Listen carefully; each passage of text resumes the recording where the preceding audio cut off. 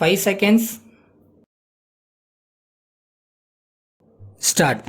தலைவர் அவர்களே, தொழில்துறை பற்றிய விவாதத்தில் பல உறுப்பினர்கள் தங்களது கருத்துக்களை அவையிலே தெரிவித்திருக்கிறார்கள். பலர் சில கோரிக்கைகளையும் அரசின் கவனத்திற்கு கொண்டு வந்திருக்கிறார்கள். தொழில்துறையில் நம் மாநிலம் பின்னடைவு அடைந்திருப்பதாக சொல்லி வந்த குற்றச்சாட்டுகள் தவறானவை என்பதை நமது அறிக்கையின் மூலமாக உறுப்பினர்கள் அறிந்திருப்பார்கள் என்று நம்புகிறேன். இந்த துறையில் நாம் இன்னும் அதிகமான முன்னேற்றத்தை தான் எதிர்பார்க்கிறோம். அதில் மாற்று கருத்துக்கு இடமில்லை. அதே சமயம் நாம் தொழில் வளர்ச்சிக்கு பல வகையில் ஆக்கமும் ஊக்கமும் அளித்து வருகிறோம் என்பதை சுட்டிக்காட்ட கடமைப்பட்டிருக்கிறேன். குறிப்பாக தொழிலில் பின்தங்கிய பகுதிகளில் தொழிற்பேட்டை அமைப்பதற்கான பல திட்டங்களை அறிவித்திருக்கிறோம். அதனால் அந்த பகுதிகளில் தொழில் வளர்ச்சி பெருகவும் பொருளாதார முன்னேற்றம் ஏற்படவும் வழி ஏற்படுகிறது. பாமர மக்கள், படித்த இளைஞர்கள் மத்தியில் வேலை வாய்ப்பு அதிகரிக்கும். நல்ல அறிவுத்திறன் பெற்றுள்ளவர்கள் வேலை தேடி வெளிநாடுகளுக்கு செல்ல வேண்டிய அவசியமும் இனிமேல் இருக்காது. சிறு தொழில் முனைவோர்கள் தங்களது தொழில்களை சிறு தொழில் வளர்ச்சி கழகத்தின் வளாகத்தில் ஆரம்பித்தால் பல சலுகைகளை அரசு வழங்க தயாராக இருக்கிறது என்பதையும் தெரிவித்துக் கொள்ள விரும்புகிறேன். அரசு சார்பாக வெளிநாடு சென்றிருந்த போது அங்குள்ள இந்தியர்களை அழைத்து பேசினோம். குறிப்பாக தமிழகத்தில் தொழில் தொடங்குவதற்கு பலர் தயாராக இருக்கிறார்கள். இங்கே தொழிலாளர் பிரச்சனை இல்லை. அமைதியான முறையில் தொழில் வளர்ச்சியடைவதை அறிந்திருக்கிறார்கள்.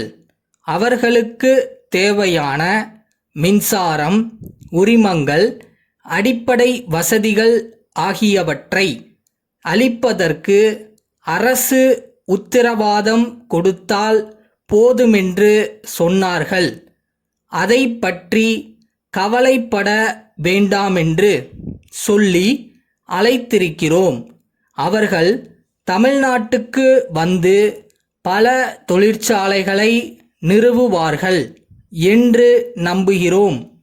அயல் நாட்டு முதலாளிகளுக்கு அதிக இடம் கொடுப்பதால் நமது உள்நாட்டு தொழில் முயற்சிகள் பாதிக்கப்படுமென்ற கருத்தை இங்கே எடுத்து வைத்தார்கள். மத்திய அரசு தாராளமய கொள்கையை அறிவித்ததே நம் நாட்டில் தொழில் வளம் பெருக வேண்டும் என்பதற்காகத்தான்.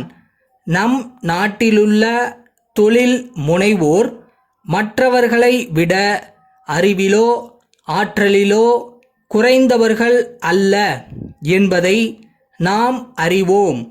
மற்றவர்கள் வருவது இங்கே இருப்பவர்களுக்கு போட்டியாக அமையும் என்பதை விட உதவியாக வளரும் என்பதை ஆராய்ந்து பார்த்துத்தான் அரசு செயல்படுகிறது என்பதை தெரிவித்துக் கொள்ள கடமைப்பட்டிருக்கிறேன்.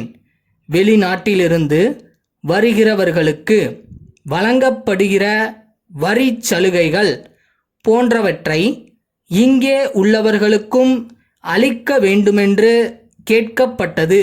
பொதுவாக சிறு தொழில்களுக்கு அரசாங்கம் காட்டுகின்ற சலுகைகள்தான் அவர்களுக்கும் அளிக்கப் போகிறோம்.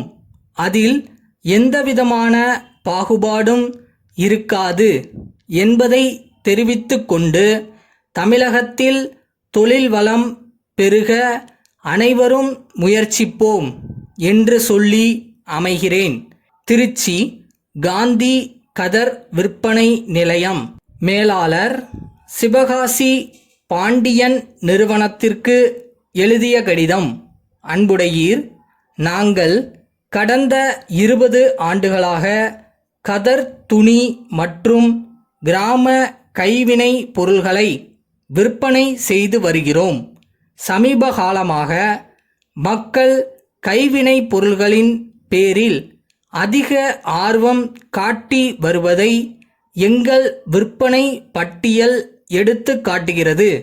இன்னும் அதிக அளவில் எங்கள் பொருள்களை மக்கள் அறிந்து கொள்ளும் வகையில் விளம்பரம் செய்ய வேண்டியிருக்கிறது. தேசிய தலைவர்களின் உருவப்படங்களை நல்ல முறையில் தாங்கள் வெளியிட்டு வருவதை பார்த்தோம். எனவே தங்கள் நிறுவனத்தின் மூலம் வண்ணப்படங்களில் நாள்காட்டி தயாரித்து பெறலாம் என்று நினைக்கிறோம். 6 வகையான வண்ணப்படங்கள் பொருந்திய நாட்காட்டிகளை அச்சிட்டு வழங்க விரும்புகிறோம். தங்கள் நிறுவன ஏஜென்ட்டுகள் சென்ற மாதம் எங்கள் நிலையத்துக்கு வந்தார்கள். அவர்களிடம் எங்களுக்கு தேவையான படங்கள் இல்லை. எனவே முதலில் காந்தி, நேரு, காமராஜ், இந்திரா காந்தி ஆகியோரின் வண்ணப்படங்களின் மாதிரியை அனுப்பினால் அவற்றை பார்த்து எங்கள் தேவையை தெரிவிக்க இயலும். எனவே இது பற்றிய தங்களது விரிவான பதிலை எதிர்பார்க்கிறோம். தங்கள் நம்பிக்கையுள்ள